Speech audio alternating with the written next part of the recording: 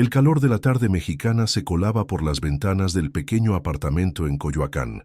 Verónica Mendoza, una maestra de primaria de 32 años, revolvía la sopa de fideos que preparaba para la cena mientras repasaba mentalmente los exámenes que debía calificar esa noche.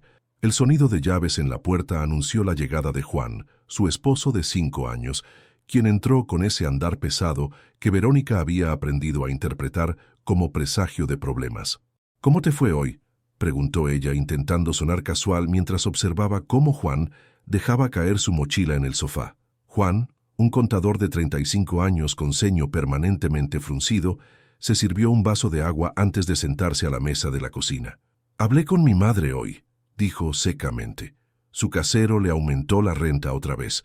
No puede seguir viviendo sola». Verónica sintió que se le tensaba el cuerpo. Esta conversación se había repetido varias veces en los últimos meses, pero Juan nunca había sido tan directo. «¿Y qué piensas hacer?», preguntó, aunque ya conocía la respuesta. «La única solución es que venga a vivir con nosotros», respondió él, como si anunciara que mañana saldría el sol. «Ya lo decidí. Le dije que puede mudarse la próxima semana». Verónica apagó la estufa y se giró para enfrentarlo. «Juan, hemos hablado de esto. Este apartamento es demasiado pequeño para 3 personas. Apenas tenemos un dormitorio. Puede quedarse con nuestra habitación y nosotros dormiremos en la sala», dijo él, con un tono que no admitía réplica. «¿Y no pensaste en consultarme antes de tomar esta decisión?». La voz de Verónica temblaba, no de miedo, sino de indignación. «Este también es mi hogar, Juan. Tengo derecho a opinar». «¿Opinar sobre qué? Es mi madre, Verónica». «¿Quieres que la deje en la calle?». Juan golpeó la mesa con el puño, haciendo que el vaso de agua se tambaleara peligrosamente. «No se trata de eso, y lo sabes», respondió ella, manteniendo su voz firme. «Doña Carmela puede quedarse temporalmente con tu hermana en Puebla mientras buscamos una solución que funcione para todos. Un apartamento más grande, tal vez». Juan soltó una risa amarga. «¿Con qué dinero? Tú apenas ganas el mínimo, y mi sueldo apenas alcanza para nosotros dos. Podríamos buscar un lugar más económico en las afueras», insistió Verónica. «O podría tomar horas extra en la escuela. Hay opciones, Juan, pero traerla aquí no es una de ellas». Verónica recordaba demasiado bien los 3 meses que doña Carmela había pasado con ellos el año anterior, después de su operación de cadera. Las críticas constantes sobre su cocina, su forma de vestir, incluso la manera en que tendía la ropa. Los comentarios mordaces sobre cómo una verdadera esposa mexicana debería comportarse. Y Juan, siempre tomando partido por su madre, haciendo que Verónica se sintiera una extraña en su propio hogar. «No entiendo por qué la odias tanto», dijo Juan, levantándose de la silla. «Ella solo quiere lo mejor para nosotros». «No la odio, Juan, pero tampoco puedo vivir bajo el mismo techo que una mujer que me falta al respeto constantemente mientras tú te quedas callado». «¡Basta!», gritó él acercándose amenazadoramente. «Mi madre se muda aquí la próxima semana y punto. Si no te gusta, tú verás qué haces». Verónica respiró profundo, recordando las palabras de su mejor amiga, Lucía. «No dejes que te intimide. Esta también es tu casa». Con esta fuerza renovada miró directamente a los ojos de Juan. «No, Juan, no voy a aceptarlo. Si quieres vivir con tu madre, adelante, pero yo no estaré aquí cuando llegue». La cara de Juan se transformó. En 5 años de matrimonio, Verónica nunca lo había desafiado tan directamente. Vio cómo el rostro de su esposo enrojecía, cómo las venas de su cuello se hinchaban. Por un momento, el silencio en la cocina fue absoluto. «¿Me estás amenazando?». La voz de Juan era apenas un susurro. «Te estoy diciendo la verdad», respondió Verónica, sorprendiéndose de su propia calma. «No voy a vivir otra vez con tu madre. Tendrás que elegir». Lo que sucedió después ocurrió con una rapidez espantosa. Juan se movió hacia la estufa, tomó la olla con agua hirviendo que Verónica había usado para los fideos y en un movimiento fluido arrojó su contenido hacia ella. El dolor fue inmediato e indescriptible. Verónica sintió como el agua ardiente golpeaba su brazo derecho y parte de su torso. Un grito desgarrador escapó de su garganta mientras caía al suelo, el dolor nublando su visión. «Eso te enseñará a respetarme», gritó Juan, parado sobre ella, la olla vacía aún en su mano.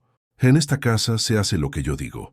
A través de la nebulosa de dolor, Verónica vio a Juan tomar sus llaves y salir del apartamento, azotando la puerta tras de sí. Sola y temblando de dolor, logró arrastrarse hasta su teléfono en la sala. Con dedos temblorosos marcó el número de emergencias. Mientras esperaba la ambulancia, un pensamiento surgió con claridad a través del dolor. Esto no quedaría así. Juan había cruzado una línea que no tenía retorno, y ella se aseguraría de que lo pagara.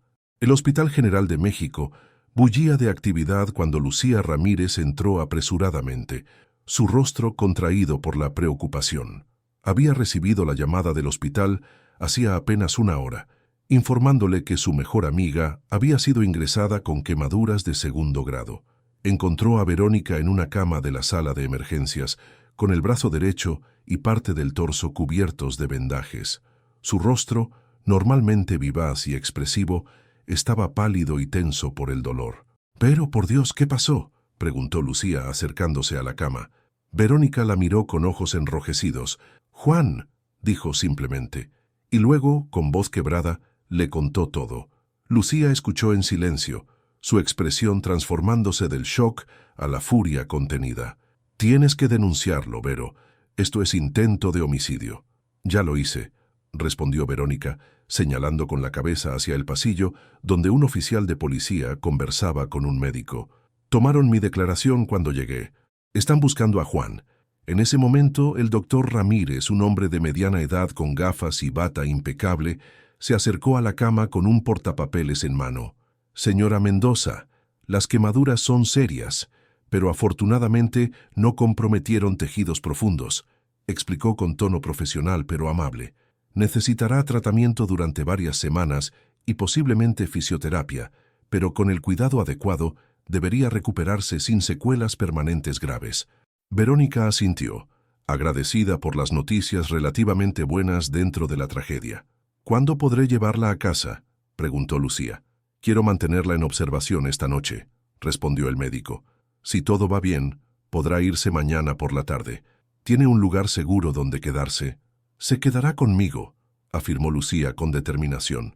«Mi esposo y yo tenemos una habitación de invitados». Cuando el médico se retiró, Verónica cerró los ojos, agotada. El calmante que le habían administrado comenzaba a hacer efecto, amortiguando el dolor pero también nublando sus pensamientos. «Lu», murmuró, «no puedo volver con él. Nunca». «Por supuesto que no», respondió Lucía, apretando suavemente la mano de su amiga. «Esto se acabó, Vero, y Juan va a pagar por lo que hizo». «No será tan simple», dijo Verónica abriendo los ojos. «Conoces cómo funciona el sistema. Los casos de violencia doméstica, muchos quedan impunes, y Juan tiene conexiones en la fiscalía. Su primo trabaja allí». Lucía frunció el ceño. «¿Qué estás diciendo? La policía lo está buscando. Tienen tu testimonio, las evidencias médicas, y aún así, podría salir bajo fianza en cuestión de días», interrumpió Verónica. «¿Y entonces qué? ¿Una orden de restricción que no vale el papel en que está escrita?»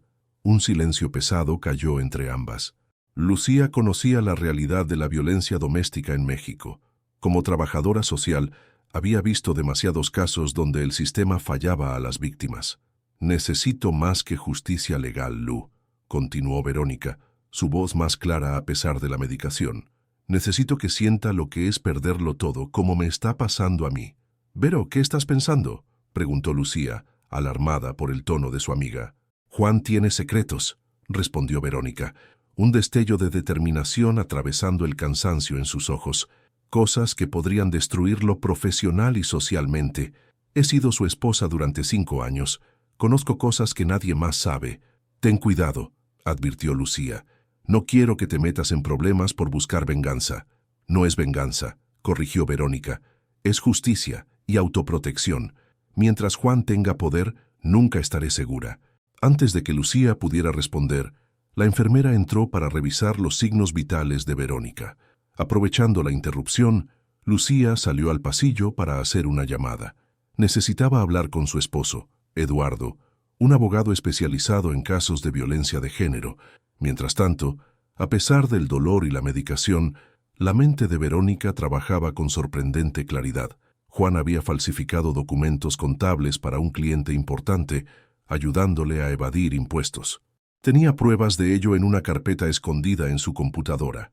También estaba su aventura con la secretaria del despacho, de la cual Verónica se había enterado meses atrás, pero había callado por mantener la paz. Y luego estaba el asunto del préstamo ilegal que había tomado del fondo de pensiones de su madre, sin que la anciana lo supiera. Cada uno de estos secretos era una pieza en el tablero que Verónica comenzaba a armar en su mente. No actuaría impulsivamente, no. Planificaría cada movimiento con precisión.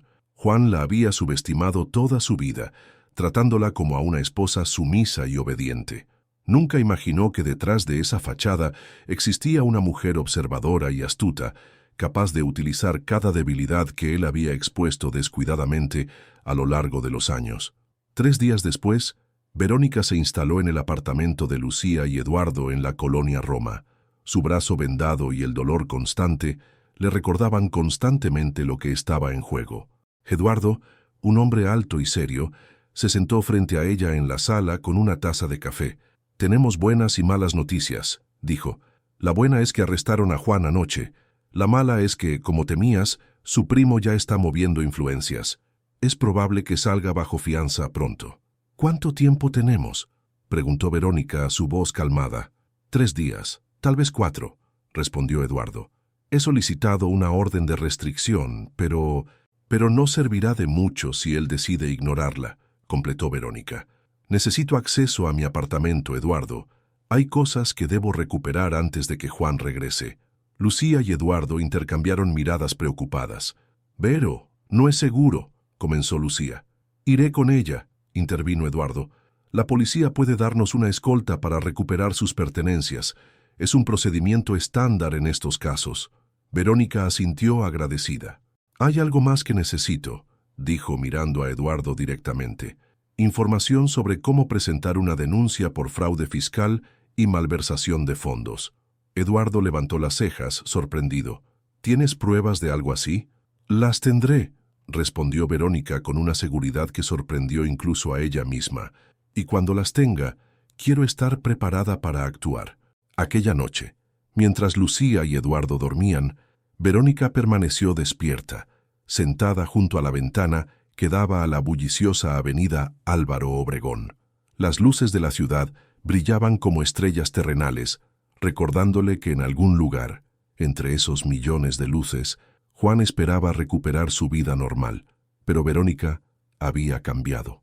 El agua hirviente no solo había quemado su piel, también había quemado el miedo y la sumisión que la habían mantenido atada a un hombre que no la respetaba. De las cenizas de ese dolor nacía una resolución firme. Juan aprendería que algunas quemaduras, las más profundas, son invisibles pero dejan cicatrices permanentes. La mañana del viernes, 4 días después del ataque, Verónica entró a su apartamento escoltada por un oficial de policía y Eduardo. El lugar estaba exactamente como lo había dejado. La olla volcada en el suelo de la cocina, manchas de agua seca en las baldosas, el olor rancio de la sopa de fideos abandonada. «Tienen 30 minutos», indicó el oficial, un hombre joven con expresión compasiva. «Si necesitan más tiempo, avísenme». Eduardo asintió y se quedó en la sala mientras Verónica se dirigía al dormitorio. Con movimientos deliberados a pesar del dolor en su brazo vendado, comenzó a recoger ropa, documentos personales y algunos objetos sentimentales. Pero su verdadero objetivo era la computadora de Juan. La encendió, agradeciendo silenciosamente que Juan nunca hubiera sido particularmente cuidadoso con su seguridad digital. Conocía su contraseña, el nombre de su madre seguido del año de su nacimiento, e ingresó al sistema sin problemas. Mientras Eduardo vigilaba la puerta, Verónica conectó una memoria USB y comenzó a copiar archivos específicos. La carpeta oculta con los documentos falsificados para empresas González, correos electrónicos comprometedores, fotografías indiscretas con Mariana, la secretaria, y los registros de transferencias bancarias del fondo de pensiones de doña Carmela. 10 minutos más, anunció Eduardo desde la puerta. Verónica asintió, navegando rápidamente por los archivos. Se detuvo cuando encontró algo inesperado, una carpeta titulada Divorcio. La abrió y descubrió documentos de separación ya redactados, con fecha de 3 meses atrás. Juan había estado planeando dejarla, transfiriendo gradualmente dinero a una cuenta separada. La revelación la golpeó como una segunda quemadura. «El muy cabrón», murmuró, copiando también estos archivos. Antes de cerrar la computadora, entró al correo electrónico de Juan. Como sospechaba, no había cerrado su sesión. Rápidamente, cambió la contraseña de recuperación y la vinculó a un nuevo correo que había creado esa mañana. Si Juan intentaba acceder, no podría hacerlo sin que ella lo supiera. 5 minutos, Vero, insistió Eduardo. Con la memoria USB segura en su bolsillo, Verónica tomó una última cosa, la tarjeta de presentación del jefe de Juan, Guillermo Soto, con quien había coincidido en la última cena de Navidad de la empresa.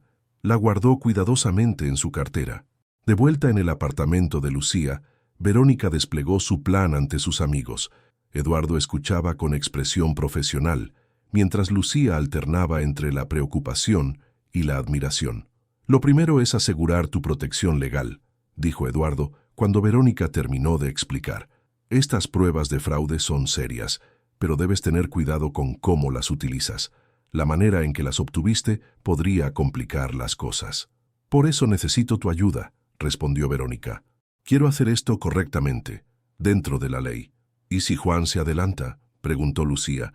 «Podría intentar comunicarse con su jefe, alertarlo». «No lo hará», aseguró Verónica con una sonrisa tensa. «Juan es orgulloso. Jamás admitiría que su esposa lo ha descubierto. Apostará a que estoy demasiado asustada para actuar». Al salir de la cafetería, caminaron juntas hasta el Monumento a la Revolución. El sol de la tarde bañaba la explanada donde niños corrían y parejas paseaban despreocupadas. «¿Sabes qué es lo más irónico?», dijo Verónica contemplando el imponente monumento. «Juan siempre me acusaba de ser débil, de necesitarlo para sobrevivir. Pero cuando llegó el momento crítico, resultó que yo era mucho más fuerte de lo que cualquiera de los dos imaginaba». Lucía asintió, comprendiendo el profundo significado de esas palabras. A veces necesitamos que algo nos rompa para descubrir de qué estamos hechos realmente. Se abrazaron en despedida. Un abrazo cuidadoso por las cicatrices físicas, pero intenso por la conexión emocional que habían forjado. «Nos vemos el domingo para la comida», recordó Lucía. «Allí estaré», prometió Verónica, «y esta vez yo llevaré el postre». Mientras observaba a Lucía alejarse entre la multitud, Verónica permaneció un momento más frente al monumento. Las cicatrices en su brazo picaban ligeramente bajo el sol de la tarde, un recordatorio físico del dolor que había soportado. Pero ahora entendía que esas marcas no eran símbolos de victimización, sino medallas de supervivencia. Tomó un taxi hacia el centro de apoyo, donde la esperaban mujeres con historias similares a la suya, mujeres que necesitaban escuchar que después del fuego siempre existe la posibilidad de renacer. Y mientras la Ciudad de México pasaba velozmente por la ventanilla, Verónica sintió una certeza profunda. El agua hirviente que Juan le había arrojado pretendiendo destruirla había sido en realidad el catalizador de su transformación. El taxi se detuvo frente a un edificio modesto en la colonia Doctores. En la entrada, un letrero sencillo anunciaba «Centro de apoyo para mujeres sobrevivientes de violencia». Verónica pagó al taxista y caminó hacia la puerta con paso decidido. Adentro, 12 mujeres la esperaban para aprender que sus historias, como la suya, no tenían por qué terminar en el capítulo del dolor. Mientras abría la puerta, Verónica recordó las palabras que ahora compartía en cada taller. «Lo que intentó destruirte puede convertirse en tu mayor fortaleza. Yo no elegí que me arrojaran agua hirviente, pero sí elegí qué hacer después. Y ustedes también pueden elegir». Día siguiente, mientras Juan salía bajo fianza gracias a las influencias de su primo, Verónica hacía una llamada desde el teléfono de Eduardo. «Señor Soto, habla Verónica Mendoza, la esposa de Juan», dijo con voz profesional. «Necesito reunirme con usted urgentemente para discutir un asunto que podría afectar seriamente a la empresa». Hubo una pausa en la línea. «¿De qué se trata exactamente, señora Mendoza? Preferiría discutirlo en persona». «Involucra documentación financiera de Empresas González que ha llegado a mis manos. Documentación que, estoy segura, usted querrá ver antes que el SAT». Otra pausa, más larga. «Entiendo. ¿Le parece bien mañana a las 10 en mi oficina?» «Perfecto», respondió Verónica. «Gracias por su tiempo».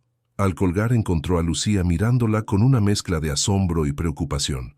«Estás jugando con fuego, Vero». «El fuego ya me quemó una vez», respondió, tocando suavemente su brazo vendado. «Ahora sé cómo manejarlo». El siguiente en su lista era el administrador del fondo de pensiones de doña Carmela.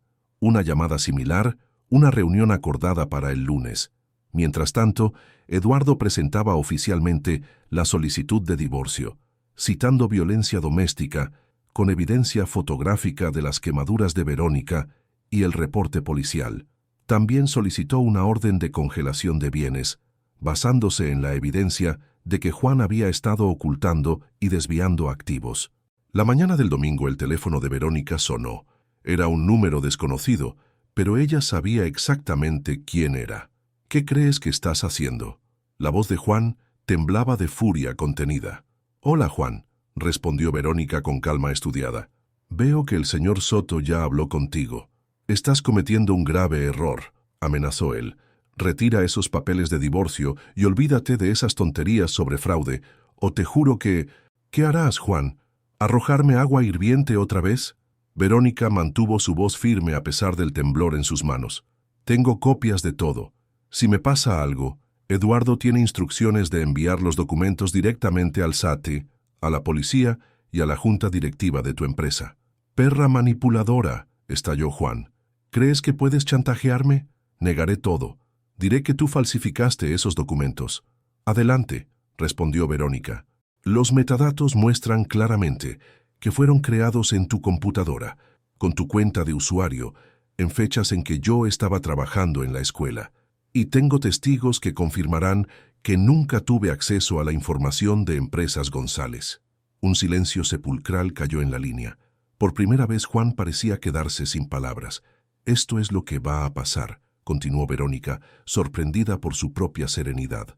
«Firmarás el divorcio sin pelear. Me darás la mitad de nuestros bienes, como corresponde legalmente, y te mantendrás alejado de mí para siempre. A cambio, no enviaré esos documentos a las autoridades. ¿Y si me niego?». La voz de Juan sonaba diferente ahora, cautelosa. «Entonces perderás tu trabajo, posiblemente irás a la cárcel por fraude fiscal, y tu madre descubrirá que robaste de su fondo de pensiones». Verónica hizo una pausa. «Y, por supuesto, Mariana recibirá un interesante paquete de correos electrónicos que incluyen las promesas que le hiciste de dejarme por ella, junto con los documentos de divorcio que preparaste, donde, curiosamente, ella no figura en tus planes futuros». La respiración pesada de Juan era lo único que se escuchaba. «Tienes hasta mañana para responder», concluyó Verónica. «Después de mi reunión con el administrador del fondo de pensiones, será demasiado tarde». Antes de que Juan pudiera responder, Verónica colgó. Sus manos temblaban tanto que casi dejó caer el teléfono. Lucía, que había escuchado toda la conversación, se acercó y la abrazó cuidadosamente, evitando tocar su brazo lesionado. «Lo hiciste», murmuró. «Realmente lo hiciste». Verónica asintió, dejando que las lágrimas finalmente fluyeran, lágrimas que había contenido durante días. No eran lágrimas de tristeza, sino de liberación. Por primera vez desde que el agua hirviente había tocado su piel, sentía que el control de su vida volvía a sus manos. «Esto no es solo por mí», dijo entre sollozos. «Es por todas las mujeres que no pueden defenderse, que no tienen las herramientas o el apoyo que yo tengo». Esa noche, mientras la Ciudad de México se sumía en el característico bullicio dominical, Verónica durmió profundamente por primera vez desde el ataque. En sus sueños, ya no sentía el ardor del agua hirviente, sino la frescura liberadora de la lluvia sobre su piel. La cafetería Reforma, ubicada frente al Monumento a la Revolución, bullía de actividad en aquella soleada mañana de abril. 6 meses habían pasado desde el incidente que había cambiado la vida de Verónica para siempre. Sentada junto a la ventana, con una taza de café americano frente a ella, esperaba a Lucía mientras repasaba mentalmente todo lo ocurrido. Juan había capitulado completamente tras su llamada. El lunes siguiente, Eduardo recibió los documentos de divorcio firmados, junto con un acuerdo económico que favorecía a Verónica más allá de lo que la ley estipulaba. Juan había renunciado a su trabajo antes de que el escándalo estallara y, según los rumores, se había mudado a Monterrey para empezar de nuevo. La campanilla de la puerta anunció la llegada de Lucía, quien se acercó con una sonrisa radiante. «Perdón por la tardanza», dijo, sentándose frente a Verónica. «El tráfico estaba imposible». «No hay problema», respondió Verónica, devolviendo la sonrisa. «Acabo de llegar». Lucía la estudió con ojo crítico. «Te ves diferente hoy. ¿Nuevo corte de pelo?» Verónica se tocó inconscientemente el cabello, ahora cortado en un bob moderno que enmarcaba su rostro. «Sí, quería un cambio». «Te queda perfecto», aprobó Lucía. «Combina con tu nueva vida». El camarero se acercó y Lucía pidió un capuchino. Cuando se alejó miró a Verónica con seriedad. «¿Cómo va la fisioterapia?» Verónica extendió su brazo derecho, donde las cicatrices rosadas eran aún visibles, pero menos prominentes que meses atrás. «Mejor cada día. El doctor dice que en unos meses apenas se notarán». «¿Y las otras cicatrices?», preguntó Lucía suavemente. «¿Las que no se ven?». Verónica suspiró, contemplando el bullicio de la avenida a través de la ventana. «Esas tardarán más, pero estoy trabajando en ello. Las sesiones con la psicóloga ayudan mucho». El camarero regresó con el capuchino de Lucía, creando una pausa natural en la conversación. Cuando se alejó, Verónica continuó con voz más animada. «Tengo noticias», anunció. «Me ofrecieron el puesto de subdirectora en la escuela». «Vero, eso es maravilloso», exclamó Lucía, genuinamente feliz por su amiga. «¿Cuándo empiezas?» «El próximo semestre», respondió Verónica. «Y hay más. Encontré un pequeño departamento en Condesa. Es perfecto para mí». «¿Te mudas de mi casa?» Lucía fingió indignación, pero su sonrisa la delataba. «Eduardo y yo te extrañaremos. Han sido los mejores compañeros que podría pedir», dijo Verónica con sinceridad. «No sé qué habría hecho sin ustedes estos meses». «Para eso están los amigos», respondió Lucía, tomando la mano de Verónica por encima de la mesa. «Estoy orgullosa de ti, ¿sabes? Muchas personas se habrían derrumbado después de lo que viviste». Verónica bajó la mirada hacia sus manos entrelazadas. Las cicatrices en su brazo contrastaban con la piel intacta de Lucía, un recordatorio físico de todo lo que había soportado. «Hubo momentos en que quise derrumbarme», confesó. «Momentos en que el miedo y el dolor eran tan intensos que apenas podía respirar. Pero luego pensaba en todas las mujeres que pasan por situaciones similares o peores, que no tienen un Eduardo que las asesore o una Lucía que las acoja, y eso me daba fuerzas para seguir adelante». «Y ahora estás usando esa experiencia para ayudar a otras», señaló Lucía. Era cierto. En los últimos meses, Verónica había comenzado a colaborar como voluntaria en un centro de apoyo para mujeres víctimas de violencia doméstica. Su historia, compartida con cautela y respeto, se había convertido en un faro de esperanza para muchas que se sentían atrapadas en ciclos de abuso. «Hablando de eso», dijo Verónica, mirando su reloj, «tengo que estar en el centro a las 3. Hoy coordino el taller de empoderamiento financiero, el que diseñaste basándote en tu experiencia con Juan». Verónica asintió. «Muchas mujeres permanecen en relaciones abusivas porque no tienen independencia económica. Les enseñamos a administrar recursos, a conocer sus derechos legales sobre bienes compartidos, incluso nociones básicas de emprendimiento». Lucía la miró con admiración. «Has convertido algo terrible en algo que ayuda a otros. Eso es extraordinario, Vero». Terminaron sus cafés entre conversaciones más ligeras. La nueva exposición en Bellas Artes, el viaje que Lucía y Eduardo planeaban a Oaxaca, el curso de fotografía que Verónica había comenzado como terapia creativa.